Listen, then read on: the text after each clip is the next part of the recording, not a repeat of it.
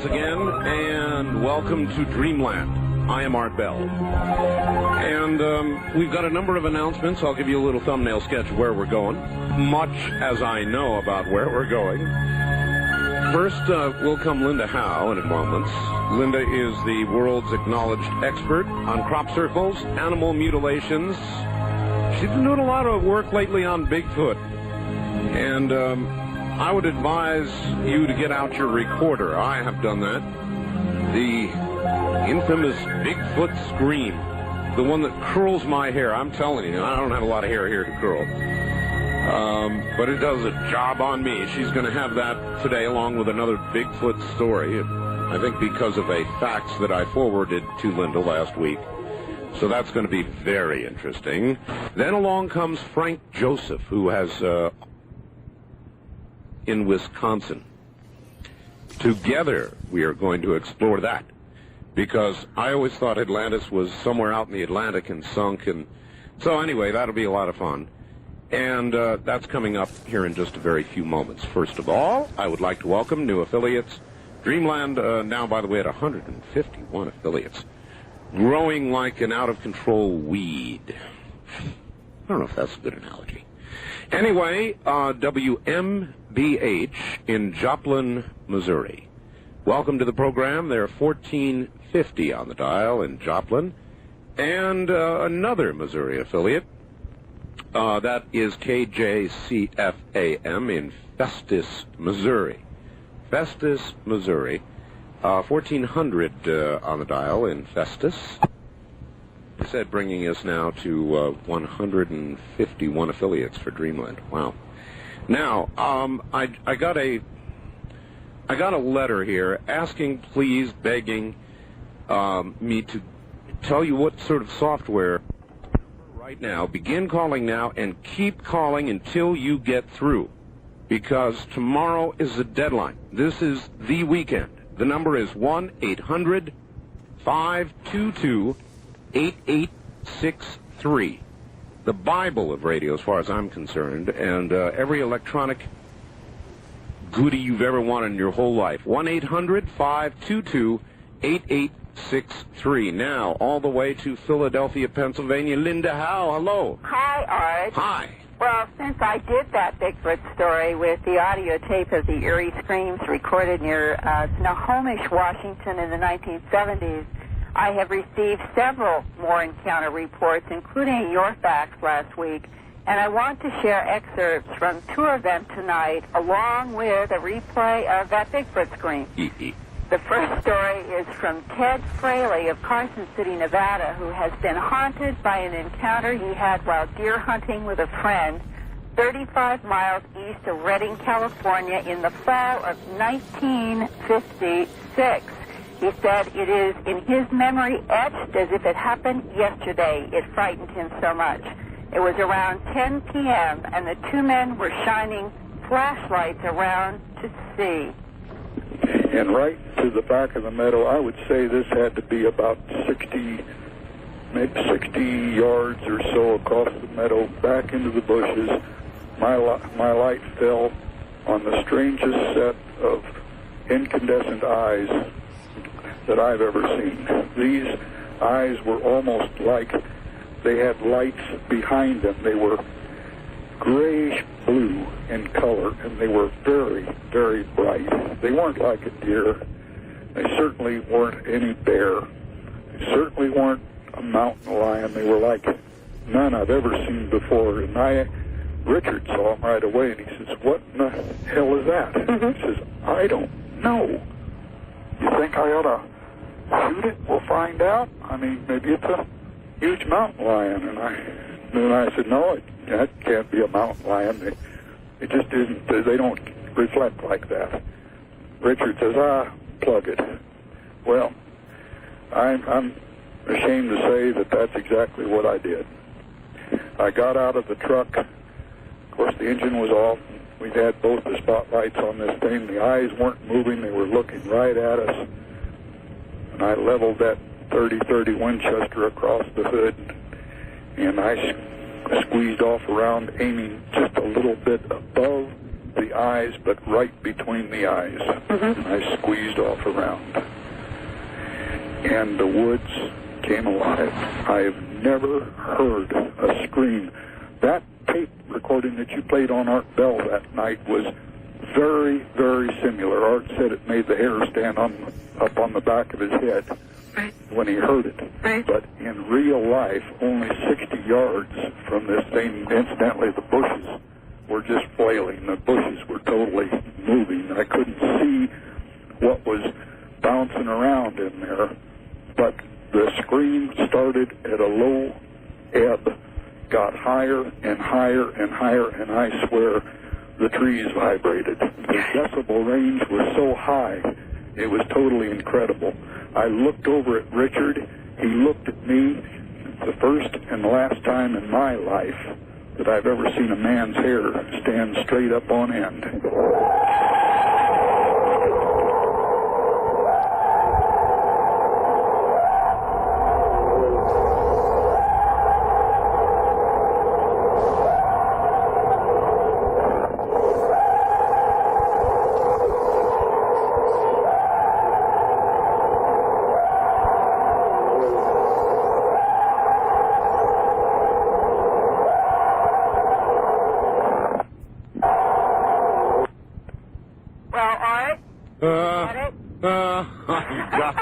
Well, that's not the end. More recently, in July 1989, Skip Hornbach of Seattle was visiting a mining claim near Darrington, Washington, a logging town in the foothills of the North Cascade Mountain Range, and he heard sounds that he said were like somebody pounding with a hammer, like building something in the forest, and then something came down from the mountain. Fell off an 80-foot cliff, down through the trees, busting branches on its way, hit the ground, fell on a pile of granite boulders that were covered with, I'd say, a 2-inch layer of moss, bounced off those boulders and rolled 150 feet down a hillside and landed at my feet. It was just laying there in a heap. And all I had with me was a .22 caliber pistol. So here I am on a hillside with a bear laying there dead on the ground or unconscious on the ground, and I'm wondering what I'm going to do next. Right. If I'm going to die, if I'm going to be mauled to where I can't make it back to the car. And while all these things are going through my head and I'm making amends with my maker, the thing starts to move. And then I'm forced into a decision of what to do next. Trying to stay rational, I decided the best move I could make would be to fire a shot over its head. Hopefully that would scare it. And in the instant that it ran one way, I would run downhill and escape it. Well, it didn't work that way. When I fired the shot over its head, it was almost completely vertical. What I saw happen there was I saw a hand go out from its left side. It rolled kind of slightly onto its right side as that hand came out. Then it rolled over to its left side a little bit, put another hand out to its other side, and it stood up vertically, just like a man would do in a helping manner from a laying down position, kind of like a push-up almost. Stood straight up, turned around, it had its back toward me this whole time, turned around, looked me straight in the eye, then turned back around after the shot went off and walked down the trail away from me, like I wasn't even there. Good heavens, what exactly did you see when it turned around? What I saw, and here's the part that really has me concerned. This creature, when it rolled onto its left side to put its arm out, now I was seeing the right side of the back of its head. I could have swore that I heard like a servo-type whine. You know what that sounds like? That kind of sounds that a servo makes that's actuating an electric device. Right. I could have swore that I saw or heard that sound and that I saw a silver cone come out of the side of that thing's head. But now, there's the problem. I can't remember if that was actually on the hillside or if that was one of the dreams that I had, because I had nightmares for 3 years over this thing. And anyway, to finish the story, it got up, walked away. Wait, what did you see when it turned around? Oh, when it turned around, okay, I'll give you a full description of the creature.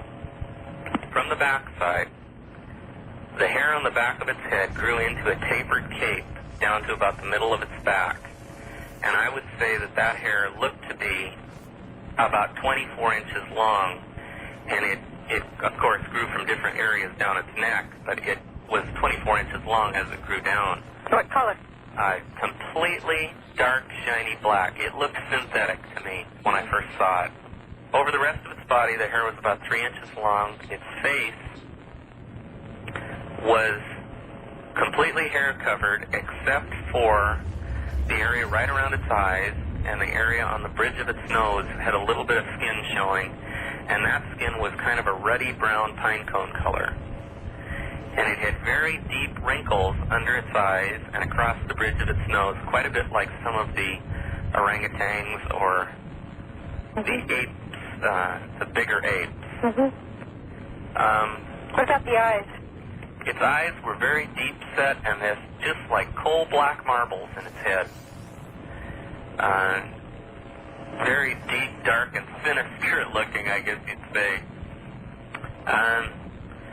Anyway, it walked out of sight, and I was standing there thinking, well, I'm no better off now, even though it's gone, because the only way I know off of this mountain is the way it went, which means I'm going to have to go that way also. And I walked down the trail in the direction that it had left, and now it was about 5 minutes after I had seen this thing. And as I got farther down the trail, I was breathing a sigh of relief because I figured, well, it's gone. There's no sign of it here anywhere. I just turned around and looked, and I saw it break over the crest of the hill and run toward me. Man, came down at about a 45-degree angle on the hillside toward me and ran as fast as it could through those bushes. I saw trees pushed aside. I saw trees float in the air. I saw rocks fly in my direction. Moss, sticks, twigs, everything seemed to be floating in the air behind me as this thing came towards me. And I ran with every inch of my life down that hillside. I slipped, slid down on a fairly flat, sloped rock, went down underneath the vegetation and down into a clay-type pit, small cave-type thing in the ground. By the time I climbed back out of the inside of that, through a small opening in the underbrush, I looked behind me, and I could still see the trees moving along the hillside as this thing ran back and forth in a zigzag pattern along the hillside looking for me. Well, he managed to get away, but he's gone back repeatedly to check the site and has told me in a fax today that he has found huge footprints in the area and grass mats inside the mine tunnels, suggesting that whatever the Bigfoot was, it's still there somewhere, Art. God, there's something to this. Linda, I've got to tell you, I did a really, really neat show Friday night, Saturday morning with Brad Steiger. Right. The subject of Bigfoot came up.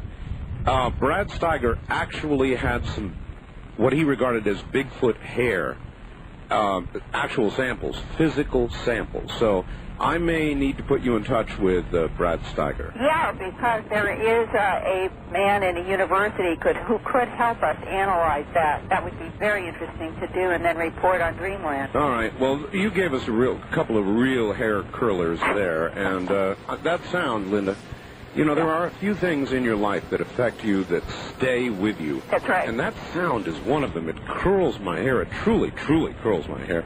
All right, Linda, look, we're way short on time here, so give us your address, your 800 number, that kind of stuff.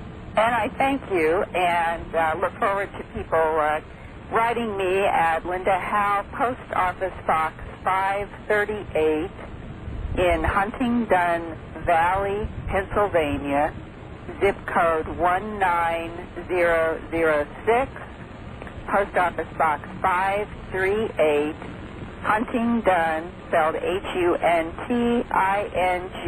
D like Dreamland, O-N, Valley, PA, zip code 19006, and the toll-free 800 number for information about the books and videos that I have produced is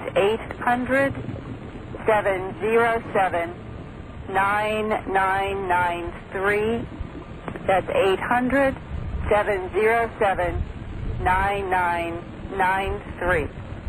All right. Linda, that was a wonderful report. I'm so glad I got it on tape. I'm going to do a Halloween show. Okay. And when I do, I may replay those stories. God, okay. They're great. All right, Linda, thank you. And thank you, Art. See you next week. Good night. Bye. All right, that's Linda Howe, generally acknowledged to be the world's expert on crop circles, animal mutilations, and now seriously investigating Bigfoot. I never in my life will forget that scream. Anybody who's ever heard it. I don't know about you. North American trading, for quite some time on this program, has been saying the currency was going to change. Well, voila, the currency is changing. Now, they announced in the little blurb they sent me that somehow the Treasury Department has said they're not going to collect the old currency. Linda, I don't think I'd have taken a 30-30 shot at Bigfoot. That was a classic story. And that scream. I tell you, I deal in this kind of material, you know, all the time, and that scream sets me on edge. There's something about the frequency and the shrillness of it that is so anti-human. Anyway, in a moment, Frank Joseph coming up. A couple of things for you first. So much to do. Laprina is, well, let's see, aspirin is good. I take aspirin. I'm able to take aspirin, and I take Anacin. That's no free commercial for Anacin. It's just the truth. You know, if I've got a headache, it works. In fact, I prefer aspirin as a painkiller to the stuff that cautions you not to drive while you're on it. For me, aspirin works very well, and for most humans it does. Why nobody has ever thought of this before is totally beyond me. It's Laprina, and a lot of people can't take aspirin. Sometimes it'll even give me kind of a burning feeling in my belly. And so imagine this, aspirin in a spray can. Now think about that. Doesn't that make sense? If you've got a sore knee, a sore shoulder, a sore back, the way I do so many times, instead of taking pills, which are slower acting anyway, Laprina, kind of like the nicotine patch that goes on your arm, Laprina sprays on and goes directly, is absorbed into your skin and goes to the exact area that you want to affect. It's an incredible idea, and to me it is incredible that nobody thought of it till right now. So, to order Laprina and Frank Joseph, after completing studies at Southern Illinois University School of Journalism, Frank Joseph was a staff reporter for the Chicago area periodicals, like the Winnetka paper. He also has been a featured writer and book reviewer for several national publications, including Fate, Aviation Heritage, Pilot Careers, and so forth. Today, he is editor-in-chief of the Ancient American, a 4-color, bi-monthly magazine of alternative archaeology. He is a member of the Oriental Institute of the University of Chicago, as well as the Ancient Earthworks Society of the University of Wisconsin at Madison. While traveling in Africa, Europe, Central, and South America, following clues to lost civilizations, he co-authored Destruction of Atlantis, Adams Press, Sacred Sites, The Lost Pyramids of Rock Lake, and Atlantis in Wisconsin. Both with, I believe it's Gulf Press in Minnesota. A veteran scuba diver, Frank Joseph is a frequent guest lecturer throughout the Midwest. We've got him here tonight. And I've got his book. And let me read you, just before we go to him, Gunnar Thompson, a Ph.D. at the University of Hawaii, wrote of the book, Frank Joseph makes a strong case for the existence of an ancient memorial center now submerged beneath Rock Lake, Wisconsin. His fascinating investigation into the long history of the mysterious rock pyramids beneath the waves, the predictable bungling by so-called academic experts, and recent discoveries by scuba divers make for an exciting voyage into America's pre-Columbian heritage. So with that in mind, away we go to Frank Joseph. Frank, welcome to the program. Thank you very much. I'm very glad to be on. Where are you, Frank? Well, I'm speaking to you from St. Paul, Minnesota. St. Paul. Excellent. Well, all right. This is one that I'm not very familiar with. Atlantis, I always thought, somehow in the back of my mind, maybe this is just ridiculous, but I'd always thought it was somewhere between America and Africa or something and sank into the Atlantic Ocean. Is that the traditional story regarding Atlantis? It's a traditional story, and it is the correct one. Oh. The idea behind the title for my book, Atlantis in Wisconsin, is to show that not the city of Atlantis was located there, but that the Atlanteans, in fact, came to American shores and specifically used a spot in Wisconsin, which I'll talk about later, as a very important part of the copper trade, or the Bronze Age. The actual city of Atlantis itself, all indications show that it was a very great and splendid and powerful city located about 200 miles due west of the Straits of Gibraltar. Mm-hmm. It was not a continent. It was a large-size island, which over time sank, and in its final destruction was a very violent volcanic eruption which destroyed the island totally and sank the island. That is what I believe Atlantis really was. Okay, before we leave the original Atlantis, I really would like to know something about it. I always thought, sorry Frank, that Atlantis was mythology, was not real. What evidence is there to indicate Atlantis even ever really was? Well, that is a very excellent question. It is like trying to prove a murder case without the body. You've got a lot of circumstantial evidence, but the body is missing. So, in other words, if Atlantis were in front of Judge Ito, it would walk. Well, I guess you could say that. That's a very excellent analogy. I hope to steal that from you and use that in the future. You have my permission. Yeah, I think Atlantis will be around and remembered long after all that nonsense. But no, as far as the evidence is concerned, trying to explain that or prove that, even on a wonderful radio show like this, is like trying to build a battleship between sunrise and sunset. But there are some things that I think I can provide. One of the things that I think is particularly interesting is that the date associated for the destruction of Atlantis, the true and proper date after the Greek figures have been scaled down correctly, is about 1200 B.C. And 1200 B.C. is a very pivotal time in ancient history, because up until that time there was something known as the Bronze Age. It was filled with great civilizations in Turkey, like the Hittite civilization. The Mycenaean Greeks, Homer's Greeks, were strong. Troy was a major city. Egypt was at its height under Ramses III. And after 1200 B.C., all those civilizations were shattered, and Egypt had gone in decline. What is interesting about that time also is that we know that there was a major volcanic eruption at that time.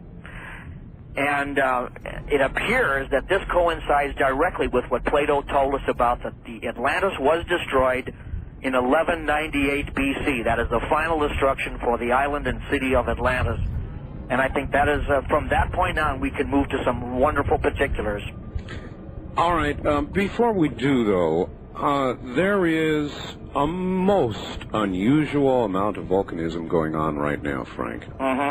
And I think you're going to make the case for lost civilizations, ones that may have disappeared because of volcanism. And I don't want to scare anybody, but we've got volcanoes going off all the way around the Ring of Fire right now. including, well, I'm not even going to bother going through the list. It's almost all the way around the Ring of Fire. Frank, are we going through some sort of repeat cycle? And if so, are we at a worrisome moment in it? I would definitely say we are, and this fits in directly with what we're talking about in Atlantis, because we are told through all of the traditions, which I've been collecting now since 1980, and the readings of Edgar Cayce, which have proved to be incredibly correct, show that the Atlanteans reached a high level of civilization and technology, but that they abused that technology. They interfered with the forces of nature, upset those forces, and precipitated their own destruction. I see the great parallel taking place now. The Atlanteans were not just somebody located on an island. They were a worldwide civilization. They were the first worldwide civilization, and now that is pretty much what we are becoming. So then their worldwide presence meant that there was a worldwide erasure. There was a worldwide catastrophe. There was almost a total erasure, but it has seared its way into the folk consciousness of dozens of people around the world who are by no means connected with each other, who tell the same story of a great flood from which their ancestors arrived to recreate civilization on foreign shores after most of the original people were destroyed in a horrible cataclysm of fire and water. And I think this is the great lesson of Atlantis. Not that it is just interesting historically, right? But that it is a parallel for our time. Oh, no, you're exactly right. Now, you mentioned Edgar Cayce. Do you know the name Gordon Michael Scallion? I certainly do. To me, he is the modern-day Edgar Cayce, and if there is a real McCoy, Gordon Michael is the living entity. Well, I don't see how people can really disagree, I think, fundamentally with him, because the things that he's already said have come true. I know. And he's different than Cayce in that he doesn't, he's not transmedium to the extent that Cayce was, that Mr. Scallion is also a highly educated man. He's able to watch the patterns, whereas Edgar Cayce was actually a very unsophisticated man, came from the hills of Kentucky originally, and was a very pure-hearted and very decent man, and the things that he spoke were true channeling, I feel. One of the few true channels that have ever existed. All right, hold tight for just a second, Frank, and we'll be right back to you. I want to read this to my Dreamland audience because I believe I owe it to you. Gordon Michael Scallion was on my program. And I find I've, of course, invited him back, and I spoke with his office last week, and I got a fax from Gordon Michael Scallion, and I find it very chilling. I would like to simply read it to you as it is, and you can make of it what you want. It's short. Dear Art, as you might imagine, with all that's going on in the, quote, ring, end quote, I've been swamped. I did want to get back to you, and thank you for the offer to be on Coast to Coast again. At the present time, my guidance tells me, wait. I realize how difficult it is with so much going on and so many people wanting to know what's next. However, following my guidance is what allows me to receive prophetic information, and I must trust my inner source. I have no new information to share at this time, and my prophecies for 1995 continue to stand as presented in the January issue of ECR and your program. Should I receive any updates that could save lives, I will notify all media sources who can reach those in areas that may be affected, which of course would include your program. Blessings, Gordon Michael Scallion.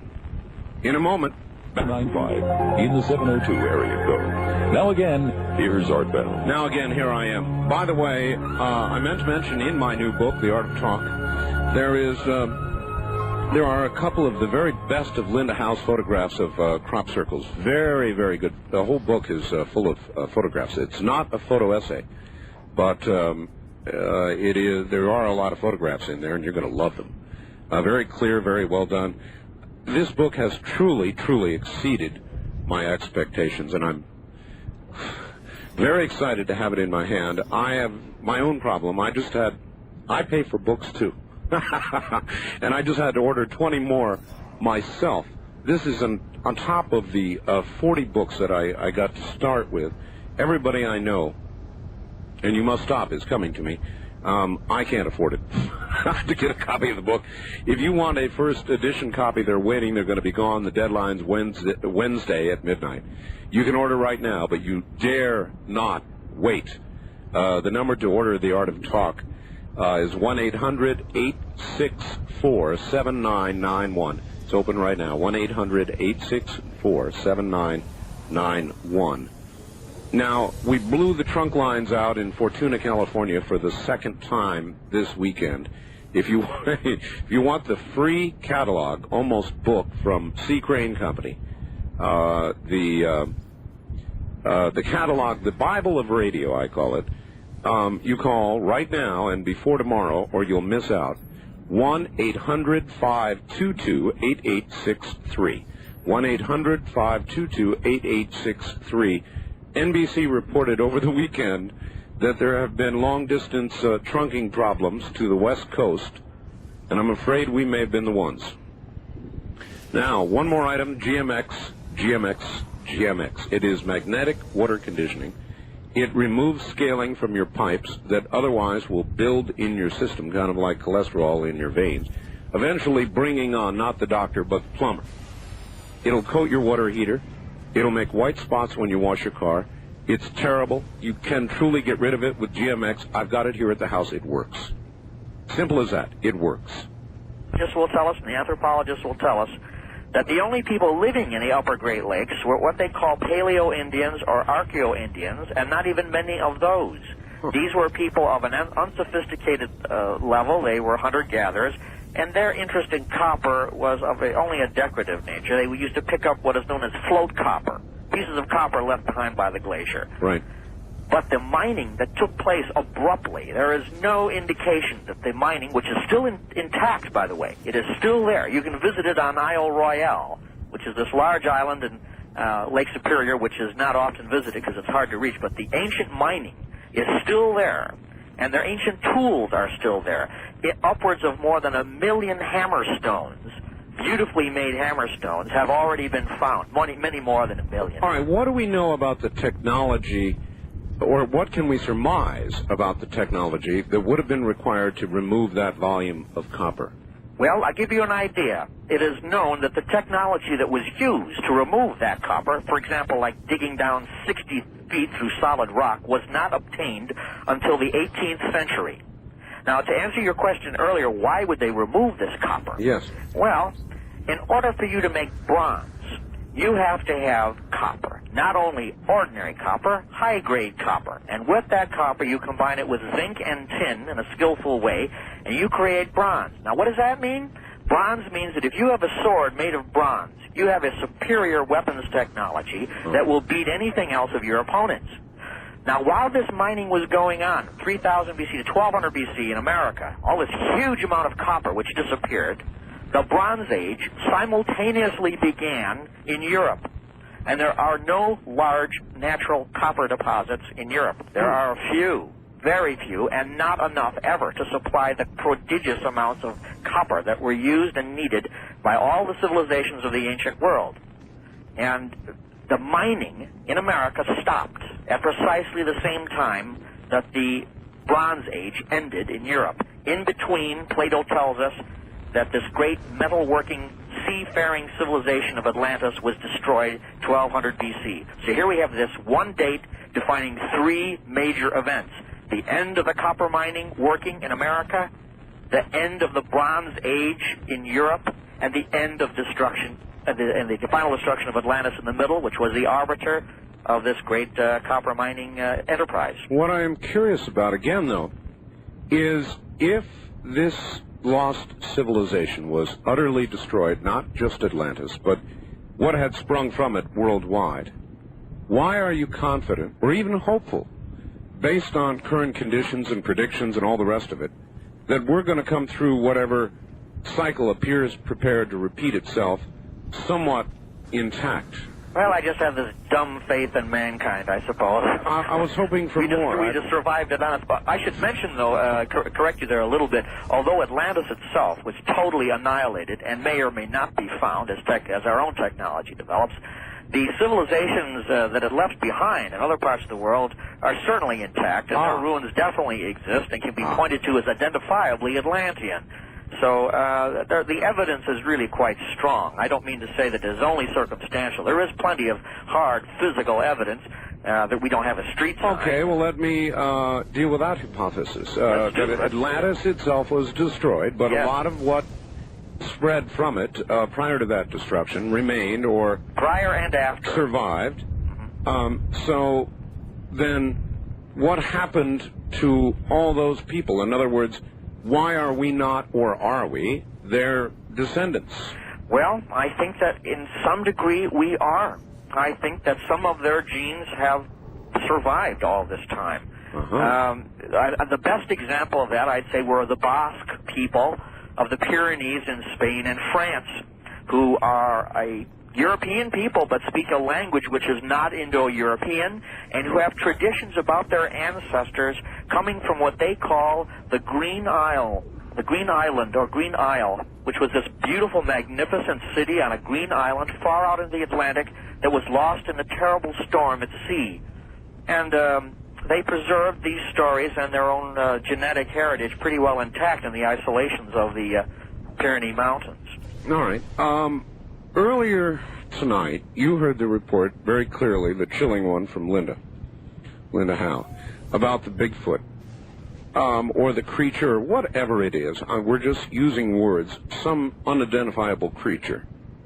How do you deal with such stories? That and UFOs, and does any of it fit into any of the ancient research that you have done, or do you think it might? Oh, absolutely. I think it really does. The skeptical mindset that we've had for so long is now proving to be extremely narrow. People are afraid they're going to be gullible or something, but we have to. There's no such thing as scientific inquiry unless you keep an open mind and don't have a rush to judgment. As far as things like Bigfoot are concerned, yes, there are numerous traditions on both sides of the Atlantic about these giants, these people who were at a former time, and some of them had, in fact, had been enslaved to do menial work, and who had later come into severe conflict with the so-called civilized people. Who's to say that this isn't some kind of a remnant from that time? Mythological traditions are not fables. They're not stories. It's the only way that an unliterate people could preserve the things that were important to them from their past. So for us to dismiss these myths as just children's stories is doing a tremendous insult, I think, to the folk tradition. That myths are important and should be studied and maybe stripped away of some of their poetic elements. But going to the core of them, yes, we see there was an Atlantis, and there were strange things like, if you want to call it Bigfoot or whatever, we don't know the real names of what they were. The verdict isn't in on any of these things, to be sure. Do you think that Atlantis will ever actually be rediscovered? Yes, I am extremely confident that it shall. Really? Yes, because if we now possess the technology to find the Titanic and the Bismarck, surely we will be able to find the city lost in the sea. The trouble is, we have been looking in the wrong places. We've been looking in the Caribbean, which is actually not a wrong place. We'll find things there. We've been looking in the Aegean, and none of these places are where Plato told us it was. Plato states pretty accurately, pretty clearly, that it was not far outside the Straits of Gibraltar, which he called the Pillars of Hercules. And if you look there on the ocean floor, now that the ocean floor has been mapped pretty well, what do you find but in fact a sunken volcano in the Hirondelle Deep? It is on a spit of land underwater, not deep underwater either, about 200 feet down, called the Ampere Seamount. It's called this by the oceanographers who found it in 1949, that recently.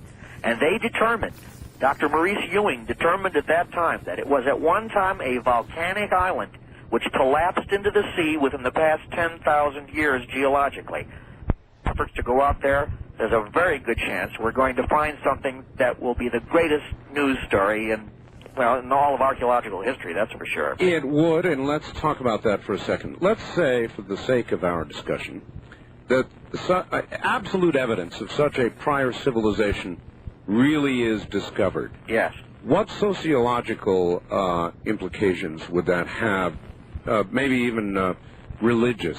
It seems to me it would have many, and it would cause all of man to sit down and think really, really hard about what we're doing and about cycles and about what happened to them and what might happen to us. I mean, it would have such an impact. I think it would have a very chilling and a very necessary effect, because here was a people who had it all. They had a worldwide powerful civilization. They had vanquished all their enemies.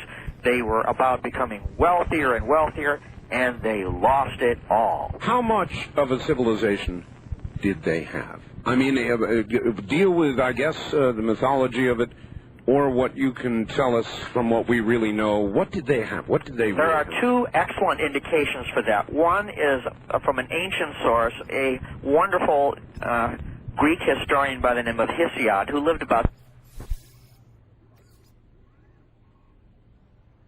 ecumenical council is a world council, and an ecumeny is a worldwide culture. Now, what do we find to back up that? Well, not too long ago, Professor Charles Hapgood, who was, until his death about 10 years ago, one of the leading cartographers of all modern times, discovered and dissected a map. And I'm not going to get into long parts of this, but this was an ancient map. And he found that this map had been preserved in Turkey. It's called the Piri-Reis map. And this map shows that somebody had tremendous geographical information about the coasts of America and even what Antarctica looks like underneath the ice 4,000 years before Christ. And the proof which Dr. Hapgood came up with in his book called The Maps of the Ancient Sea Kingdom, that book's about 30 years old now, has never been disputed. It has been attacked and has never been disputed. How accurate are the representations of that geography? I think Dr. Hapgood makes an extremely convincing case. He writes for a general audience, but believe me, the academics were down on him viciously, but could not dismantle his evidence. He has been able to show that there were an overlay of these maps in this old Turkish map, which relied on maps from the Alexandrian Library, for example, from the time of the Ptolemaic time. And that relied on even earlier maps. And he was able to peel back all the evidence to show, yes, that there were, that's what he calls them, ancient sea kings, which coincides now with the Menominee Indian tradition of these sea peoples who came over here and stripped Mother Earth of her copper. And, of course, archaeologists will say, oh, modern man didn't have a ship that could cross the ocean like that. Well, that's a lot of nonsense. If ancient man could make the pyramid in Egypt, he certainly could make a boat that could go across the Atlantic Ocean. And I think that's what's happened. Now, see, that I think is the great realization now, is that it's a moral teaching, Atlantis. That is the greatest significance for humanity, is that it was a civilization that possessed great power, and because of their materialism and rampant greed, they lost it. And, it makes us look at our own world here. Well, it does, and that's a good pause point. Hang on just a second, Frank. We'll be right back to you.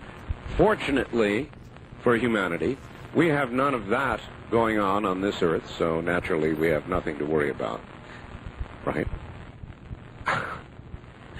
And maybe that's a perfect segue into North American trading. Right. The inevitable question for Frank is one that before you ask it, I will. Frank, the audience is full of Christian folk Jews, every imaginable religions based on the Bible or the Quran or whatever it is, all have certain beliefs regarding how we got here. How do you reconcile those beliefs with your theories regarding ancient civilizations? Well, I don't think there's any problem with that at all, because in the traditions of, you can go from Genesis, which talks about the flood and Noah. Yes. And you go in the Quran, and the Quran talks about the land of Ad, A-D. And these were people who preceded all the great culture bearers of Arabia, and who in fact inherited a lot of their ideas and their civilization from the people of Ad, who had a great palace on an island which disappeared because its people had committed a great sin against Allah in a horrible flood. Like I mentioned earlier, you have this tradition amongst virtually every people on the face of the earth, and it seems to indicate, unless you're willing to totally dismiss this as some kind of impossible coincidence, that there was, in fact, a worldwide event, which I think, to answer your question, yes, it impacted the morality, the moral systems of every religion on the face of the earth. I think so, because there's always a moral question involved, isn't there? For example, Noah is singled out as the last of the generous men. Yeah, let me stop you right there with Noah, because maybe you will have some comment on this. We're here at the bottom of the hour, but Frank, are you aware that there's satellite imagery now that has people up on the side of Mount Ararat digging archaeological digs, probably uncovering, I've heard odds 100,000 to 1 that it is anything but an artificial object. In other words, they think they may have found and are digging for Noah's Ark on the side of Mount Ararat right now. And I'd like your comments on that when we come back. So hang in there, Frank. You're listening to Dreamland. For a copy of this program, the Sea Crane Company weekend catalog is about to end tomorrow morning, so if you have not yet made it through to get and throw away, folks, it's one you keep all year. You've got to get through it in 6-3. 1-800-522-8863. This Wednesday at midnight. That's it. They're changing the plate and going directly into the second printing. So, enough said, I guess. Except the number is 1-800-864-7991. 1-800-864-7991. Right now, or 24 hours a day until you can get through. Now,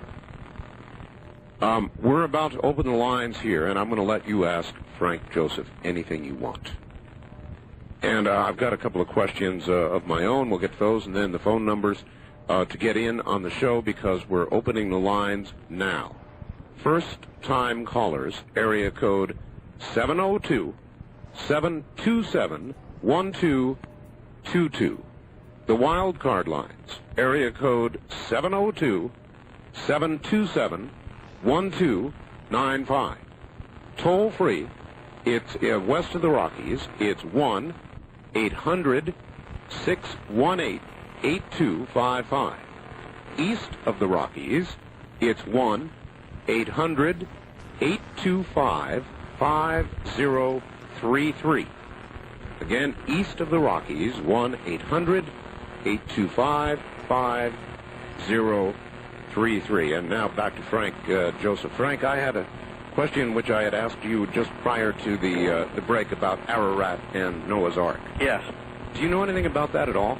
Yes, I have. I took particular interest in that, of course, as I have with all things regards to the world deluge, and try to explain it in my book as best I can. I don't believe that what they're finding there is in fact the Ark. I do believe that it is an artificial creation. It may, however, have tremendous significance for the Genesis story, and it appears to be, although it's still, the verdict is yet to come in, but it appears to be a monument to that flood, and a used monument, a kind of a temple or a memorial chapel, as it were. It'd be kind of rough, though, wouldn't it, to build it that far up on Ararat? Well, actually, yeah, that's true, but that's typical for places of great sanctity. I have to think about places like Delphi, which is way up in the mountains of Greece, or many of the Indian sanctuaries on the west coast, which are high up in the mountains of the Shoshone Indians.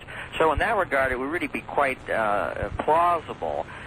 So I don't think I know for sure that it is not the Ark, but the evidence so far tends to show that it in fact could be a memorial, a monument that was built to the Great Flood. Perhaps you would think that it might be carrying some fair-haired, might have carried some fair-haired people. Well, I don't want to emphasize that so much. I mean, from all indications are, especially in its last days, Atlantis was a truly multiracial, multinational society. It didn't begin that way, but it certainly ended up that way. Mm-hmm. The basic racial type for the Atlanteans seems to be, not commonly red hair, of all things, and tall and slender. That's the general consensus from traditions on both sides of the Atlantic. All right, let us take a few questions from the audience. How about that? Be glad to. You ready? East of the Rockies, you're on the air with Frank Joseph. Hello. Where are you calling from, please? I'm calling from Liberal, Kansas. Liberal, Kansas. Hi. Yes. Excuse me, Mr. Joseph. Yes. Are you familiar? Excuse me. Are you familiar with any of the ruins that's in Florida and the pyramids, what's left of them in Florida? Yes, I've been diving down there for some years, as a matter of fact, with William Donato, who's the head of the Atlantis organization in California, and he has led several expeditions down to the Bimini Wall, and I've been privileged to go along with him. And I've seen the wall myself. It's not a wall, actually, or a road, as it's referred to. It appears to be the remains of a breakwater or a harbor facility on the north end of the island of Bimini, which is 80 miles due east of Miami. Well, help me out with her question. She asked you about pyramids in Florida. Now, I've never heard of any such thing. Pyramids in Florida? Well, off the coast of Florida, there have been many sightings of what appears to be pyramidal-shaped buildings. I have not been able to verify that, but because of the subsistence problems in Florida, especially the coastal area, I don't see why that is an impossible find that's going to be made someday. The only pyramids underwater that I really know about are the ones that are in Wisconsin that I wrote about, and those structures we photographed and we have found, and I don't see why the same thing can't be done someday off the coast of Florida. You have photographs of pyramids? We have photographs of the stone remains of several of the structures that were found at the bottom of Rock Lake. They were made between 1989 and just 1993. And they show stone structures between 20 and 60 feet below the water. Holy mackerel. I can see that your book is full of such photographs, as a matter of fact, isn't it? Well, the Destruction of Atlantis is the first book I wrote, but the next one that carries those photographs is called The Lost Pyramids of Rock Lake. Well, even I'm talking about Atlantis in Wisconsin. Right. We have some shots there. There's one shot of a structure underwater on top of a hill. It's a ruined little pyramidal structure that we found only about 20 feet underwater. Huh. And to answer this lady's question, I think relates to it, is that there appears to be, and I don't know the mechanism for this, there appears to have been some kind of a worldwide shift or something that put structures like this, pyramids, underwater. There's a lake in Japan called Lake Biwa, which has pyramidal structures 20 feet below the water. The Bimini Wall I mentioned is about 19 or 20 feet. The structures seen off the coast of Florida are supposed to be in shallow waters. So there's even a lake in Ireland, Loch Ness, which has pyramidal structures supposedly underwater. So there's something that took place, and I think we're finding the bits and pieces of it now. All right. West of the Rockies, you're on the air with Frank Joseph and Art Bell. Hi. Hello. Turn your radio off first. That's number one. Always extinguish thy radio. Sorry about that. It's all right. Go ahead. I have a question for Mr. Joseph. All right. Where are you? Vancouver, Washington. All right. Go. I'm curious as far as his thoughts regarding the last ice age that disappeared about 12,000 years ago, as far as what his ideas are as for the cause. I've heard that, with Atlantis being in the Atlantic, that when it sank, it allowed the warmer currents from the Gulf and farther south to move up, therefore warming the North Atlantic waters and such, and I'd like to know his thoughts on that. All right. Well, that's an extremely interesting question. I agree with him. I think that that refers to one of the earlier sinkings of Atlantis. I should explain that Atlantis originally was a rather large, lengthy strip of land in the mid-Atlantic, and over time, portions of it sank, and only its final destruction was the really violent one in 1200 BC. But before that, there were various sinkings, and I think as some of that land was encroached upon by the sea, it indeed led up these warmer temperatures, which had tremendously important consequences climatically throughout the northern hemisphere. That's been really pretty well demonstrated now. There's, I think, a lot of evidence to show that, especially with the ice core drillings now. That's a way where you can determine former climates in the world by digging down through the ice and seeing ash layers and so on. You can tell what the climate was like 12 or 15,000 years ago. And I agree. I think that there was this major climactic change that took place. Okay. What about the comet question? Now, a comet, supposedly, best theory, did in the dinosaurs. Well, not a comet, I don't think they say, but they do say a large extraterrestrial piece of debris, whether an asteroid or so on. Well, That's an excellent question. Doesn't matter. We'll talk rock here. Rock, snowball, whatever it is. Big. And there's been a lot of recent concern, and I've got an article in the other room that would curl your hair about a revisit of a comet we're going to have, which they're wondering the trajectory is within error limits of actually hitting Earth. And I'll be saying more about that. But the point is, over time immemorial, things have hit Earth, big things. Yes. And where does that fit into any of your theories? Absolutely. And that is the mechanism that actually tripped off this major destruction. There is a tremendous couple of books written by two wonderful astronomers called Klube and Napier, and they have shown conclusively that the Earth passes through a meteor cloud, usually in the November season every year. Now, there's hardly anything left of that meteor cloud now, so you'll see some nice meteor displays. It's dissipated over the course of thousands of years. But the last time there was a chance for a major impact was in the 13th century B.C., right around there, they say, and that coincides perfectly with the destruction of Atlantis. I might say parenthetically here that the vast majority of these flood traditions that you get from around the world, and even in the Old Testament, in Revelations and John, this flood is related to a fire from heaven. It is called that over and over again. Even the myths and the legends associated with the great building of the Great Pyramid were that it was to be created against, as a refuge against a coming flood caused by, as described in the Arab traditions, a planet or a large object falling from space. So I believe that, in fact, was the mechanism, that the Earth passed through a large meteor cloud, and that the Earth was bombarded, not by just one meteor, but by quite a few, actually. The Earth was under a bombardment. And now that celestial mechanics are being better understood, even establishment astronomers are beginning to understand, yes, the world, our Earth, is subject to bombardments periodically by these meteor clouds, which are sometimes related to the passing of comets, like Enki is probably the comet that one of the comets that you might be talking about there. Well, Professor Marsden, well-respected, I'll have to drag the newspaper article out and tell you which one I'm talking about, because I can't recall right now. But more and more mainstream astronomers are sort of issuing these warning bells. That's correct. And it's appearing in the press all the time lately about something hitting Earth. Just look at the latest issue of Astronomy magazine. Yes. That's mainstream. And on the front cover, it shows a painting, this horrendous painting of a meteor strike off the coast of New York.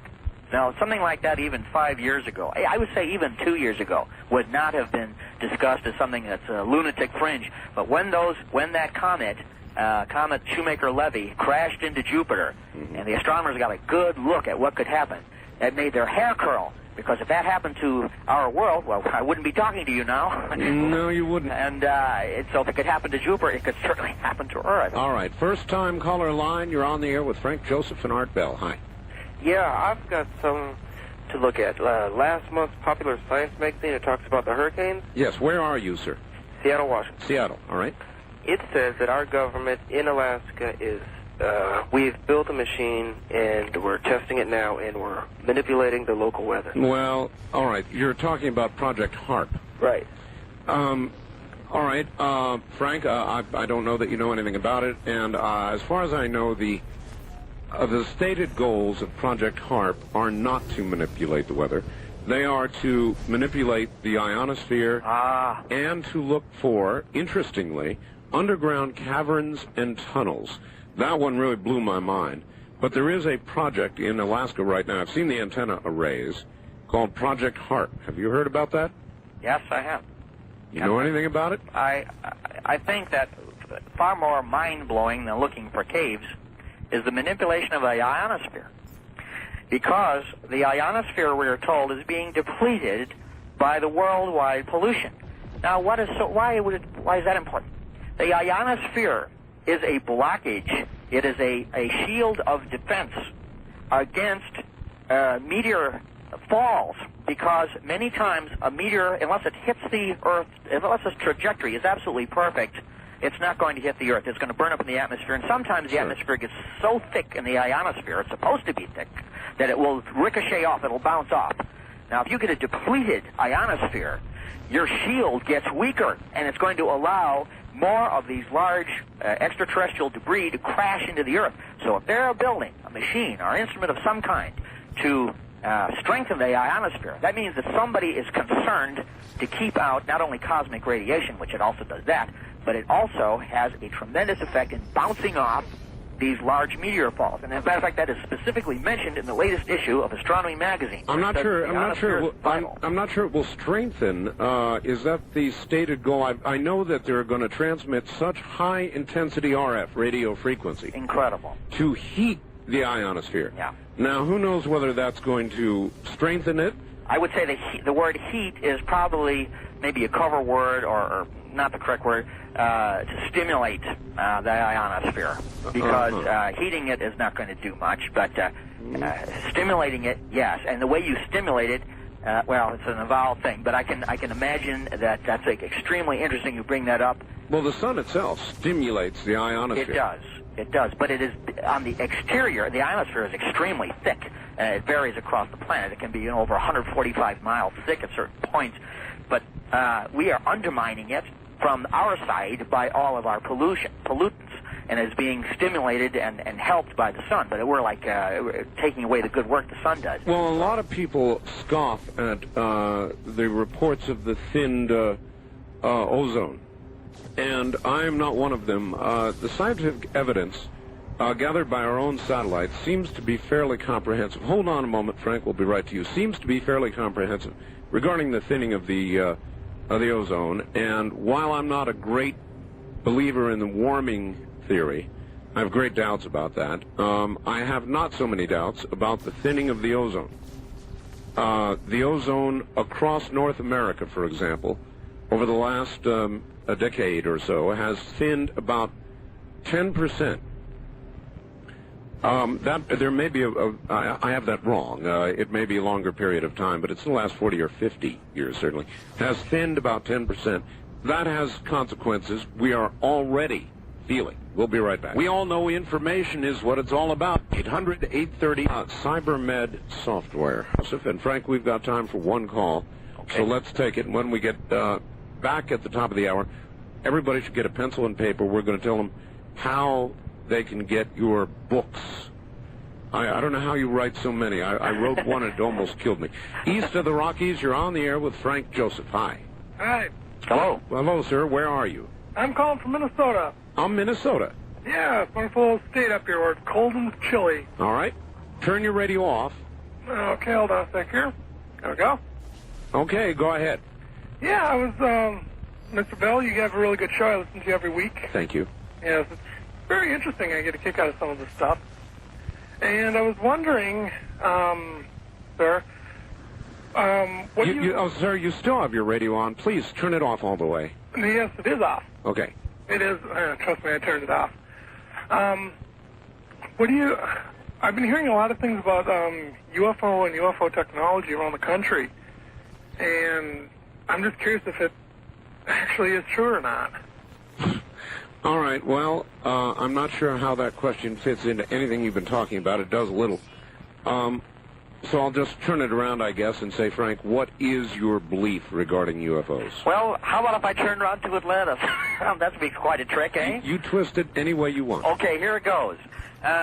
Among the traditions, the peripheral traditions of Atlantis are that they had flying craft. This is first mentioned in Edgar Cayce, and it is the hardest pill for most Atlantis scholars to swallow. However, there are traditions amongst other peoples, especially the Hindu traditions, about what something they called vimanas. And the vimana is the word for a kind of a flying machine, which is not exactly like you see in our skies today, which harness the power of the earth, telluric power, to create a kind of levitating device. Now, whether you want to believe this or not, I'm not quite sure I do. But it's nonetheless associated, I think, with a high technology that perhaps got fantasized after a while. But the vimana nonetheless persists throughout Hindu literature, and there are even traditions in Peru. When I was in Peru last November, I heard some, which talked about how their ancestors, some of them, arrived from the Great Flood in flying craft, which they called Orichana, which means like the gold fire that flies through the sky. So take that for what you will. Maybe UFOs are man-made, or were, and they've been around longer than we might be led to believe. Or maybe the ones that we experience today are ones that have always been around? There's another story, too. Outside of Rock Lake, the place where I investigated, there is a large, was a large earthwork in the shape of a perfect cross, like a gun sight. Yes. And that no longer exists. That was wiped out. But interestingly enough, over that specific spot, there have been a rash of UFO sightings by people in Wisconsin, and they have said this is kind of curious. They have seen these craft. I haven't seen it myself. Frank, hold it. We'll get back to it. UFOs in Wisconsin as well as Atlantis, and we'll get back to all of this after the break. News, top of the hour from the area near Dreamland. This is Dreamland.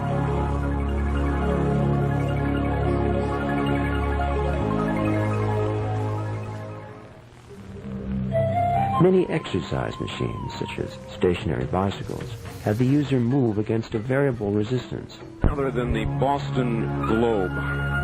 So get ready for that. I know people think I'm off my nut a lot of times when I make comments about comets, but in addition to Hale-Bopp, there is Swift-Tuttle to be concerned about. And I'll tell you all about that in a moment. Absolutely fresh flowers I will tell you about right now. It is a flower farmer for astrophysics is predicting that comet Swift-Tuttle could strike the Earth in the year 2126. Interesting year.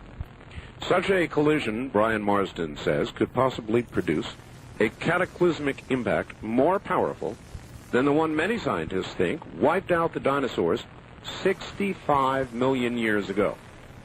He estimates, now you don't really have to worry here, he estimates the odds of such a strike at about 1 in 10,000, making it unlikely but certainly possible. And he goes on to say one of these passes, it will hit. Now, 1 in 10,000. You say, this is just for the one comet Swift-Tuttle. You might want to check into the odds of being hit by a truck, being struck by lightning, and a lot of other ways that one can demise. We're talking about here the demise of the entire human race, not one person. But if you want to talk about numbers, compare those numbers for that particular comet to the numbers of going in any one of many other ways. And I think you'll begin to follow me. And I thought that an interesting bit of documentation to back up what I was telling you a little bit earlier. All right, once again, the Sea Crane Company catalog drive underway. Last Chanceville here. Oh, here is Frank Joseph, and I've got something coming on immortality. A question, I've got another letter here from an immortal, somebody claiming to be immortal, and I think you're going to enjoy that. But right now, Frank Joseph, Frank, you have written a number of books, the latest of which is Atlantis in Wisconsin. Name the others, if you would, and then tell us how to get them. Well, the two books that are available that are dealing with the subject we're discussing tonight are The Lost Pyramids of Rock Lake, yes, which discusses this ancient city at the bottom of a lake in Wisconsin that has been authenticated and found. It's the only book on that subject. And its companion volume is called Atlantis in Wisconsin. They are actually two volumes of the same thing. The first volume, the Lost Pyramids of Rock Lake, tells the Indian stories about the structures of the bottom of the lake, and it also follows along our adventure in finding these things, how we found them, and has photographs of them. Atlantis in Wisconsin, that deals with the implications of this site, with the question of Atlantis and how they brought the copper from Wisconsin, the Upper Peninsula, over to Europe. It describes how and when that was done. So what I'm doing is both books are sold together as a set over the radio. I'm going to do that here. I'm going to offer our listeners here a little bit of a discount. Individually, they have different prices. The Lost Pyramids of Rock Lake costs $10.95, and Atlantis in Wisconsin is $12.95. So I'm going to knock off $2 if they order both of them together. All right. And they can order those books in this special deal on this show only by calling 1-800-777-3454. And when can they call? Can they call now? They can call anytime. It's a toll-free 24-hour number. 1-800-777 888-866-3454. Is that right? That's correct. And if they do call from the show, then we're going to give them a $2 discount if they buy a set. All right. And we send them a free catalog, too, of all of our other titles. Oh, okay. Here's one to go along with what I just said. Art, I'm sure you must know or ought to know that the astronomers are only attempting to get us afraid of asteroids, etc., in preparation for the arrival of, is it Nibiru? Nibiru? Nibiru. This is, of course, an interpretation, but I'm sure the establishment wouldn't want you to proceed in this direction. I don't know what all that means. No. But that is, what is, do you happen to know, Frank? Nibiru? No, I have no idea. But to follow up on what you said earlier about the chances of a collision with the Earth, many of your listeners are probably familiar with something called Barringer Crater. It's called Meteor Crater out in the southwest. And it's about a mile across. It was caused by a meteor, which scientists, by the way, for almost 100 years denied was caused by a meteor. And the date for that was always very vague. They thought it would happen maybe 20 or 50 or 100,000 years ago. Well, most recent dating for that through simple stratigraphy has shown that impact, which took place, and you can see Visit Meteor Crater now in Barringer, was caused only 2,700 years ago. Now, that's not very long time ago. No, it's not. And I mean, especially geologic time, I mean, that's just as a wink of an eye. So perhaps, I mean, to say that there have been no major collisions that have damaged or destroyed civilizations of the past is ridiculous, because if that happened today, I think the effects on the Southwest would be noticeable. It would be equivalent to a major nuclear event, actually. All right, actually, this I've got quite a long letter, and I'm not going to read it, from somebody who claims to be an immortal. I'll hold this for Coast on my regular syndicated program, so I'll let everybody look forward to that. In the meantime, though, I have had a number of people, one on the radio who claimed to be immortal, Frank. Yeah. I've had a number of faxes from people who claim to be immortal. That sounds pretty awful, actually. I know. I've thought the same thing myself. Saint Germain, is he written in? But, well, the soul is certainly immortal. Our bodies are kind of unimportant. I'm afraid these people claim physical or near physical immortality. Now, for example, in the letter I've got here, they claim, well, yes, we can be so scattered or heads can be taken off, and in that case we're not immortal, but barring cataclysmic physical failure due to whatever cause, they are immortal. Now, I would think that such people are not truly immortal in the sense that they would not have made it through the kind of cataclysmic earth changes you and others have talked about. Well, immortality is not the word that springs to mind to describe these people, quite honestly. So I really can't comment on that. I'm not even particularly... Would you be thinking more along the lines of vampirism, that sort of thing? Well, no, I don't subscribe to any of those things, I'm afraid. My open-mindedness has certain limitations, I suppose, you know, well, in the rational world, you know. I mean, there can be psychological disorders. People can go through things like that. It can be explained in that way, I suppose, in terms of psychology, but I'm afraid I'm not too... Well, the interesting aspect, of course, of anybody who would actually be immortal would be they might be able to give you some insights into the... Well, I would love to sit down with an immortal, and they can tell me all... They can update my books on Atlantis and show me where I can find the place. That was exactly where I was going with that. Well, actually, we don't need them, though, actually, because we are bending our efforts to very seriously to find the remains of this previous civilization. We've done a lot of hard work already in the Caribbean on Bimini. We're going to hopefully expand our research in the future to go and investigate the Ampere Seamount that I mentioned earlier, that sunken volcanic island off the shores of North Africa, about 200 miles west of Gibraltar. And we're doing some serious hard work. It's not just theorizing, and that's what I've tried very hard to put into my books, to make Atlantis come alive for people that read about it. Not just facts, and it's not just a scholastic attempt or some wacko story. I've tried to assemble the material in the most credible and dramatic form, and that's why I'm anxious to share it with people and get their reaction from it, to show me where I'm wrong and correct it, or to point me in the right direction. All right. People do that to me all the time. East of the Rockies, you're on the air with Frank Joseph. Hello. Oh, hi, Art. I'm really enjoying Frank's show. Now, do you think any of the major earthquakes, Frank, lately were caused by a man-made device like HAARP? And Well, okay, ma'am, I think... How would that work, like in Mexico and Virgin Islands? I'd like an answer. All right, we'll see what we can do. HAARP has not been activated yet, to the best of my knowledge, so I doubt it's responsible. However, the French have been detonating nuclear weapons not far from Tahiti in the South Pacific. It's abominable.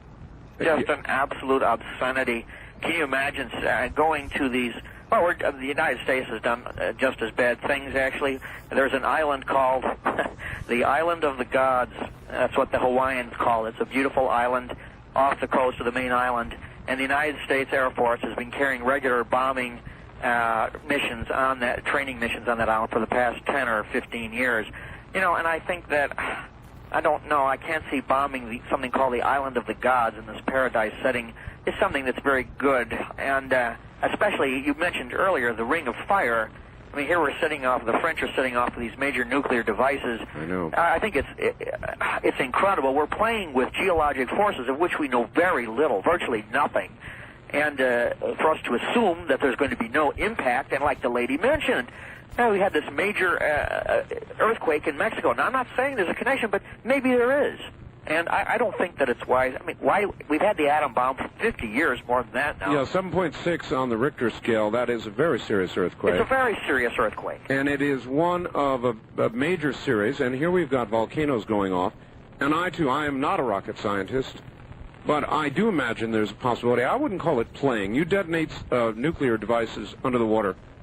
You're not playing. You're doing something fairly... And we're not talking about one. We're talking about a series of 8 major devices set off in a seismically active zone. That's right. Common sense would tell me there's going to be repercussions to that, to say nothing of the marine life destroyed, the ecological obscenity that takes place.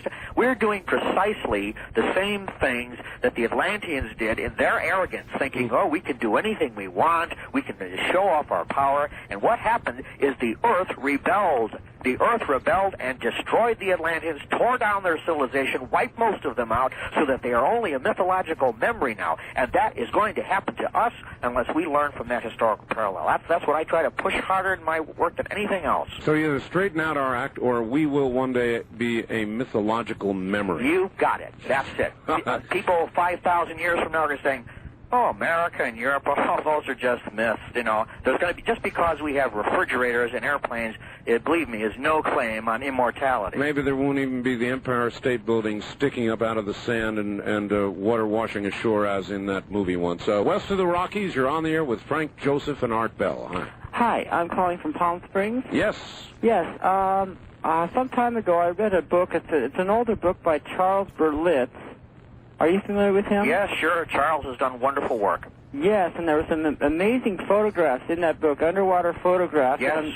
I'm not sure where they were taken. I think they were in the Mediterranean. I'm not sure, the Caribbean somewhere. Yeah, it's the island that I mentioned earlier. It's called Bimini. Oh, and right. Okay. It's 80 miles off the coast of Miami, as a matter of fact. And, he reproduced some wonderful photographs in there of the so-called road or wall. Yeah, and it was just these huge monolithic blocks of stone that were just set so tightly, you know, to the blade of a knife couldn't fit through them. Right. There are new finds being made down there all the time. The last expedition that went down there found pieces of granite. Now, that's interesting because granite does not appear in that part of the Caribbean. The nearest granite would be South Carolina. So, obviously, the thing is made and fitted together. It also terminates in a J form, which fits perfectly into a kind of a refuge for sailing ships. The Bimini Wall is also located in the exact spot where the Canary Island Current, which sweeps across from North Africa and straight across the ocean, turns. So that if you were going to go back, say, from Europe, you would ride that current, follow it up the East Coast, and go back to Europe. And that spot is right where that turn is made. It'd be your last possible landfall. Right. So it makes a great deal of sense. And that, of course, archaeologists, you know, they're not willing to rewrite their textbooks. And I wonder, is there any connection with, the Bermuda Triangle and the supposedly, some people say there's some sort of an energy source that... it is true. All right, thank you, ma'am. Very good question, actually. Considering the area in the Bermuda Triangle and all the weird things that have occurred, Could there be a connection? Yes, there definitely is, and I think that it was pretty well shown what it is. It is part of the Atlantean story, because in the area of the Bermuda Triangle, there are two what is known as deep sea holes. Wait a minute, Frank. This is a great hook. Okay. Stay right there. We've got to break. The Bermuda Triangle, a connection. Stay where you are. Read my book with it. Incredible. All right. Now, back to the subject of the Bermuda Triangle. You say there is a connection to what's below the water, and right, there definitely is, and the phenomenon that has been taking place in the Bermuda Triangle is definite. It's real. It's too long for me to go into at this point, but most of the things the audience has heard about it are legitimate phenomena. I have known people that have lived there, that have worked there. It's real. What is causing it? Two deep-sea holes were found there and written about in one of the best books on Atlantis. It's called The Secret of Atlantis by Otto Muck. And Otto Muck was a German rocket scientist, one of the leading physicists, as a matter of fact, in the 1940s and 50s. Well, anyway, he wrote a book called The Secret of Atlantis, and he identified these two deep-sea holes, which are pretty much in the general vicinity of the middle of the Bermuda Triangle, that were caused by an asteroid that split in two as it streaked over North America and buried itself 9 miles deep in the ocean floor.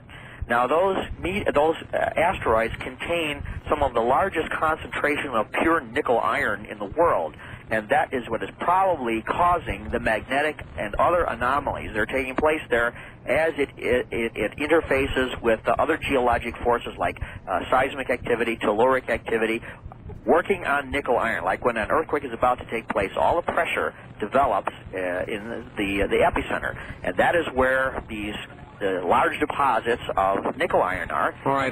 Frank, we've got to hold it there. You've heard of Comet Hale-Bopp? Oh, you haven't heard about Hale-Bopp, huh? We just got a report. We'll talk about it when we come back, that a large piece or chunk of Hale-Bopp has broken off. Fascinating. This is Dreamland. We'll be right back.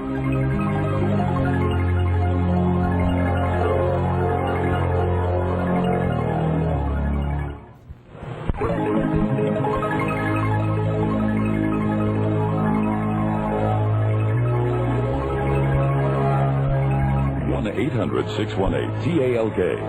First-time callers, area code 702-727-1295 in the 702 area code. Now again, here's Art Bell. Okay, here I am again. Frank Joseph is my guest, author of Atlantis in Wisconsin. We've been talking about so very much, and we'll get back to it in just a second, as well as that piece you separate from Comet Hale-Bopp. A couple of faxes, one of them very important. Dear Art, what have we missed? It's 11:30 here in Ohio, and our Indians have finally beat Seattle for a 3-2 game lead. After much extra inning chat, you're finally on the air. We need to know how to get your book. What is the 4-digit PIN number? Now, that's a little cryptic, but I know what it means, and it's bad news. You see, what happened is, in our newsletter, in my newsletter, they did a wonderful, wonderful ad for my new book, The Art of Talk. I mean, wonderful. It was beautiful. Only one minor problem with it. They put the wrong number in to order the book.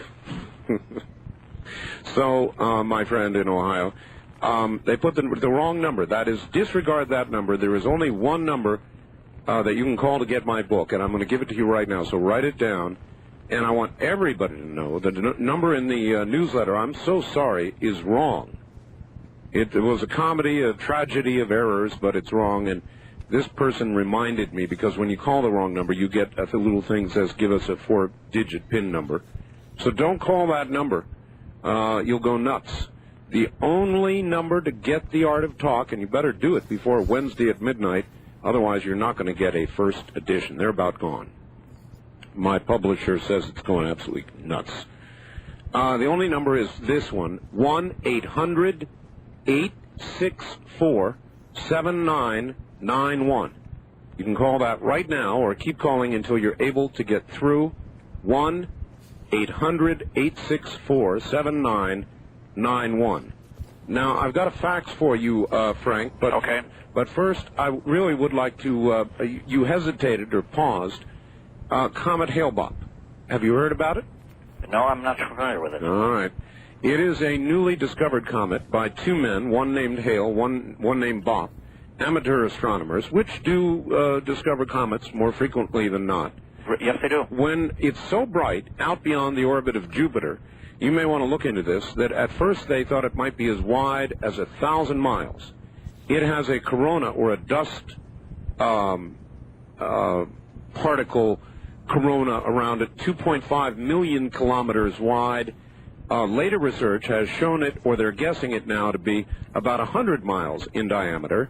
It will miss Earth by as much as 1.5 AU, which is quite a bit, but they're saying it will be probably the astronomical event of all time.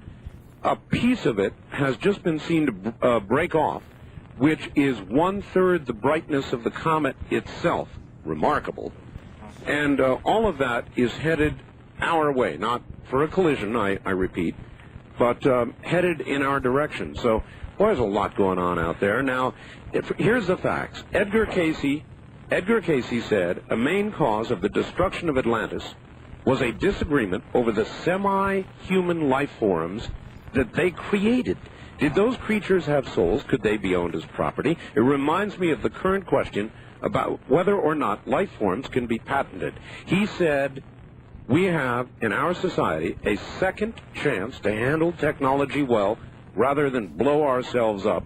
That's from Margaret in Bellevue, Washington. I've been interviewing people on nanotechnology, and they tell me, Frank, we're going to be able to create life eventually. Well, of course, we're just beginning to have something called genetic engineering, aren't we? I mean, this is at the end of the 20th century, and if we're allowed to continue, I'm sure there's going to be just incredible advances to come.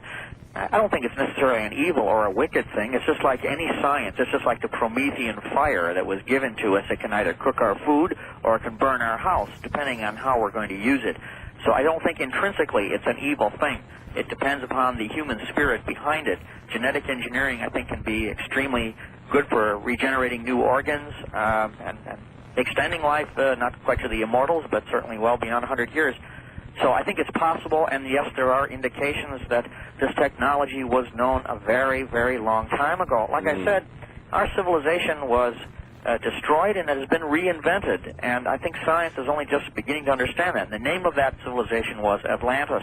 That's why it seared itself into the subconscious of literally the world's population. I mean, you have this known around the world, and an event like this had to have been of great, great consequence. And what I've tried to do is to show how it reacted and worked right here, right in America, specifically in the Middle West, but impacted our country. And that's the twist I've tried to put on it. I don't deal in general theories. I tried to show through documentation and clear logic as I possibly can. I've devoted my life to this. This is an obsession with me in a way. And I've traveled around the world. I've tried to look at things realistically, and I picked up the trail, and it leads right back to America. I think that's a wonderful historical parallel going on here. I mean, we're seeing Atlantis in America. It's not just in Wisconsin. And I think we've got to learn from it. I want to ask a personal question. You said you're obsessed with it. I am an obsessive, compulsive type myself, Frank, so I understand that. Why are you obsessed with it? Well, there's a lot of answers for that. I just think personally that it explains an awful lot. I think Atlantis is not just something in the past, which it explains and clarifies a lot of. It's a great comment, I think, on what we are now, and it illuminates the future. And we're living in a very, very tough age. We're standing on the edge of a precipice. Oh, I know that. And we can either leap off that precipice and fall to our utter destruction or fly. I have used that exact same phrase. We stand on a precipice. I believe it to be true. Yeah. This is a special moment, a good time to be alive, and it may well be that everybody said that in their lifetime for as long as we've been walking around. But if I know anything, I know that we're at some kind of special moment. It really appears to be that way, and I believe that many people feel the same as you, that there is a general sense that there is a great change coming. And we're going to have to meet that in a dignified and intelligent way, or just try to scramble for ourselves and commit the same mistakes over and over again. History does repeat itself. And the great tragedy is that we never learn from it. And hopefully that's why shows like yours and books like mine will try in a general sort of way to shift consciousness so that we can learn from it and see that these things did happen and can happen again. You know, Frank, if it depends on social trends, if it depends on the behavior, in other words, of mankind, in other words, which way off this precipice we're going to go, I'm sorry, but looking at current behavior, trends, from the nuclear detonations to whatever else you want to talk about, the crime, the blank, soulless stares of children who kill children and others, we're going off the wrong side. Well, I think what it means, no, I don't think so. I think it means that, yes, there's a big purge coming. There is a big change. I don't think it's going to be achieved peacefully, no. And maybe not in our lifetimes, maybe. But I think this all indicates that, yes, there's going to be a great change, and we're going to wake up from it, those of us that survive. You're an optimistic There were the survivors kind of of Atlantis, and now there's going to be the survivors of the 20th century. You're an optimistic kind of guy, and I would never hold that against you. I wish I shared it. Well. East of the Rockies, you're on the air with Frank Joseph. Hi. Yes, this is Austin. Austin, Texas. Yeah. Yes, sir. Fascinating guest. Wonderful. You should definitely have him back again. Okay. The question I had, first of all, is was Atlantis as technologically advanced as we are today? And when I say technology, they may have had a different type of technology, but as far as knowing about who we are and who the universe is. Okay, we'll start with that, but I'd like to ask about space travel. No, I don't believe they had space travel. I don't think there's any indication of that. I agree with this gentleman 100%. Yes, they had a technology that was at least the equal of ours and in more advanced in some ways, but it was of a different type of technology. Right. We have evolved electronic and atomic technology. I do not believe they had that to much of a degree, perhaps electronics to some small degree. But their science appears to have been based on a very close observation of natural forces, and that they use these natural forces coupled with their genius to achieve great scientific things. One of them, for example, the creation of the Great Pyramid. Now, I cannot get into that. That's a huge subject, but I believe, I'm not the only researcher who's done this, by the way. I can't claim that, but many researchers, I'm talking about like Fix and Bobal, have shown that the Great Pyramid was built by Atlanteans who had a superb technology that definitely shows in advance of our own, because the Great Pyramid cannot be duplicated by our technology. So yes, they did have a superior technology in some regards. It was also based, as Casey said, on the recognition of the ultimate power, which we don't have. The ultimate power is spiritual power, not atomic power, electronic power, and they harnessed, the Atlanteans harnessed that spiritual power somehow and put it towards material ends, and it was okay as far as it went, but when it was turned to greed, they destroyed themselves. Well, fortunately, we don't have greed here on Earth now, so... No, well, that's part of the human condition. There's nothing even wrong with being greedy or materialistic. It's just as a matter of balance. How much of it? I mean, there's always going to be elements like... There's nothing wrong with materialism or owning things or wanting to be wealthy. That's all fine. But it's just as when those values predominate and become tyrannical over our civilization that society is doomed. Well, so we don't have any of that, so we don't have any of that. We don't have any of it. It's just it's predominating now. We're going to have a kind of a cultural pole shift before we have the real thing. Cultural pole shift. I'll remember that one. West of the Rockies, you're on the air with Frank Joseph. Hi. Hi. Where are you? Excuse me? Where are you, sir? San Diego. San Diego. Well, you're on the air. Yes, I have two questions. Yes, sir. Do you know what the pyramid on the back of the dollar bill with the eye represents? Yeah, that is a Masonic symbol. That's the all-seeing eye of wisdom. But it's interesting that it's located at the top of the pyramid, isn't it? The apex. That's called the pyramidion. And that is like the all-seeing eye. So some people say the Masons have all these old traditions. I don't know. I'm not a Mason, but this is very possible. But that's a Masonic symbol, yes. All right. Next question. And what was the purpose of the creation of the pyramid? All right. The Great Pyramid in Egypt, you mean? Any pyramid. Well, not as any pyramid, because they differ. I will tell you about this. I've never mentioned this on the air yet in public. It's a new book that I'm writing. It will be coming out, and I will have it discussed there. But I believe that the creation of the Great Pyramid was not as a tomb. The creation of the Great Pyramid was, according to the Arabs, and I believe this, as a machine. It is a device that still operates, and I can demonstrate how. It is a device used to prevent seismic activity. It was built to prevent the destruction of Atlantis. Are you familiar with Richard Hoagland? Yes, I am. Are you familiar with his theories with regard to tetrahedral physics? Yes, that's right. I've studied his tapes and his books. And you know the way he feels about the pyramids, and I think that he now carries a theory that parallels yours that says that cataclysmic geologic activity can in fact be prevented by the use of pyramidal technology at the right points on Earth. Absolutely correct. Let me just say this real quick. Most people don't realize that the Great Pyramid, the most massive building, most perfect building ever made on Earth, sits at the very center of the world's landmass. That means that if you took all the latitudinal and longitudinal lines, they would cross directly over the Great Pyramid. The Great Pyramid embodies all of the elements of the Earth, and it is used as a transducer. A transducer is a simple device reinvented in the last century to take mechanical power and transform it into electrical power. I believe that is what the Great Pyramid was built as a geologic transducer. The Atlanteans saw the tremendous catastrophe coming. They went to the very absolute center of the world's landmass and created the Great Pyramid as a transducer. I know it's a fantastic thing to talk about.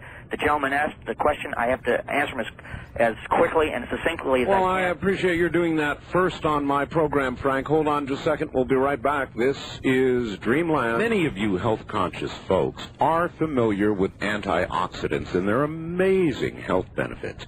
Now, vitamin C is probably the most famous of these. UCLA scientists found that antioxidant vitamin C can help avoid cancers, strokes, heart attacks, increase life expectancy an average of 5 years. Well, now, there are new antioxidants on the market, and listen, scientists say they are 20 times more powerful than vitamin C and 50 times the power of vitamin E, another antioxidant. They're called pycnogenols, the super antioxidants. You want to remember that if you're a health-conscious individual. Why? Well, according to Richard Passwater, Ph.D. and authority in the field, you're being bombarded by something called free radicals, toxins, environmental and otherwise, that break down cells, damage tissue, cause you to age faster, develop stiff joints, and wrinkle sooner than you ought to.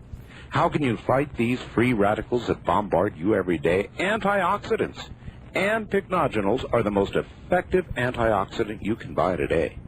To order this amazing new food supplement I'm taking, call the folks at Health Naturally at 1-800-856-1119. These pycnogenols are pharmaceutical grade, made from 95% pure grapeseed extract. It's the very purest on the market, giving you the most benefits. Call 1-800-856-1119. That's 1-800-856-1119. We all know information is what it's all about, and if you want to be plugged into the latest, hottest hard data on UFOs, boy, have I got something for you. Please get a pen and paper. It's called UFO News World Report, and it's just brimming with the kind of info you've been looking for. UFO News searches the world to objectively cover the alien spectrum from sightings to encounters to alleged abductions and government cover-ups. Packs it all into a concise newsletter for just $24.95 a year. UFO News covers the world for you. Formatted and written by seasoned journalists, you'll have monthly access to all this hard-hitting information and more. Now you can be current in this tantalizing and elusive field of UFO phenomena. Find out what's happening. Call 1-800-830-9830. That's 1-800-830-9830, 24 hours a day. Or send a check for $24.95 to Box 2757, Anaheim, California, 92814. It's guaranteed you'll love it or your money back. Call 1-800-830-9830. Well, okay. Not a lot of time left. Frank, you have been so damn good that I'm liable to try to invite you into a session on something called Coast to Coast AM, which I do during the week. I'd be honored to be on. You would, huh? Well, that means that you have to stay. Where is it you are again? I'm sorry. Okay, I am in St. Paul, Minnesota. Minnesota. So, Frank, were I to do that, you would be up very, very late. Well, I'm used to that. I'm a night crawler by nature. You're a night crawler. Well, we crawl in the night, I'll tell you that. All right. Very good. I want also to give you another opportunity to plug your book, so plug Thank it. you. Well, if anybody is interested in either Atlantis in Wisconsin or the Lost Pyramids of Rock Lake, these are 2 volumes discussing the same things we've been talking about here. They can order them from Gauldy Press. Here's the number. It's 1-800-777-3454. You get a free catalog, and anybody calling in from this show gets a $2 discount if they buy the 2 as a set. That's an awfully good deal. Give the number one more time. Okay, the number is 1-800-777-3454, and it's 24 hours a day. All right. East of the Rockies, you are on the air with Frank Joseph. Where are you, please? Mark from Collinsville, on that count? Collinsville, Illinois. Yes, Art, what was your source on the Hale-Bopp breakaway? I'm sorry. It would take me a few minutes to dig it up. It's the London. I believe it's the London Observatory. I read it on the show. If you're going to get a repeat of my co-show tonight at beginning in about an hour after this, I'll dig it out. I'll have it for you tomorrow night. But I did read it on the co-show, so listen for that. Okay, Mr. Joseph. Yes, sir. I assume you are familiar with the Research of Psychopath section and the 6 books that he has written? Yes, sir, I am. I've read them all. But you're not familiar with Neverith? I don't recall that offhand. It's been some time since I've read his books. I have this terrible habit of sort of sorting out those things that I can't use at the moment, and so it's the type of books that I have to go back and Well, then read. let's let him help us both out. I don't know what it is either. Is that the 12th planet? Well, I know that is a mythological term which Sitchin uses to define, a planet. No, I'm asking the caller, Frank. Is that... I'm sorry. Yes, sir. It is the 12th planet. Let me considering that the Sumerians were supposedly the cradle of civilization, could you connect this Atlantean race to the ancient Anunnaki that the Sumerians referred to? Yes, I think so. The Sumerians also have the deluge myth. You can find it in the Gilgamesh epic, where they talk about Utnashpitim, who came from this island that was sinking, and was one of the survivors of this flood. I think the Sumerians were definitely people who grew up through contacts between the Atlanteans as they arrived in Mesopotamia. They intermarried with the natives and produced the Sumerians. The same thing happened in America. The same thing happened in the Nile Valley. So when we see these civilizations, they are basically similar. They have similar stories, but there are tremendous differences. And I think that's because you have this large-scale intermixing going on. All right, Frank, we're out of time. It has been an absolute pleasure. I mean, really a pleasure having you on. You're full of information, obviously much more than we could get to in this relatively short amount of time. And so we're going to invite you on Coast to Coast AM, and I'll be getting back to you on that. In the meantime, I hope you sell a zillion of your books. Well, thank you very much, Art. I am very grateful for the opportunity to get on, and I consider it really an honor to being on a show which has such a wonderful following and very intelligent questions tonight. It was a great pleasure for me. They are good people. They're a bright audience. Frank, thank you. Thank you, sir. Take care. That's Frank Joseph, author of Atlantis in Wisconsin and much more. And he was very, to put it lightly, electrifying. So we'll have him back. All right, a couple of final trailing thoughts. One of them is the Sea Crane Company catalog drive. This is my last live opportunity to tell you. It's now or never. The catalog drive ends tomorrow morning as the weekend ends. So it's now or never. You want Sea Crane Company catalog? You call now and keep calling till you get through at 1-800-522-8863. 1-800-522-8863. The other item is, if you want a copy of tonight's incredible program, we have one waiting for you right now. Simply call 1-800-917-4278. Or to get a copy of Friday Night, Saturday Morning Show, same number. Or for our newsletter, same number, 1-800-917-4278. Thank you all, as usual, from America's Great Southwest and the high deserts, near Dreamland. I'm Art Bell. Good night. This has been Dreamland. a program dedicated to an examination of areas in the human experience not easily nor neatly put in a box. Things seen at the edge of vision, awakening a part of the mind as yet not mapped. Yet things every bit as real as the air we breathe but don't see. Please join us again next week at this time for Dreamland.